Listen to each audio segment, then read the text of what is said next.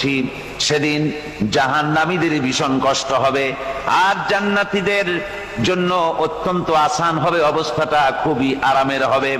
নবীজি বলেন, এক ফরজ নামাজ, এক ওয়াক্ত ফরজ নামাজ আদায় করতে যে সময়টুকুন লাগে, কিয়ামতের মাঠের এই সময় এত বড় বিরাট লম্বা সময় জান্নাতীদের জন্য এরকম হালকা হয়ে যাবে। সুবহানাল্লাহ।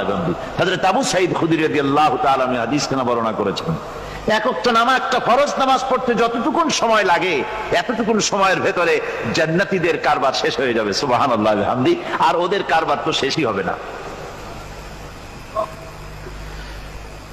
وَيَوْمَ تَشَقَّقُ السَّمَاءُ بِالْغَمَامِ وَنُزِّلَ الْمَلَائِكَةُ تَنزِيلًا।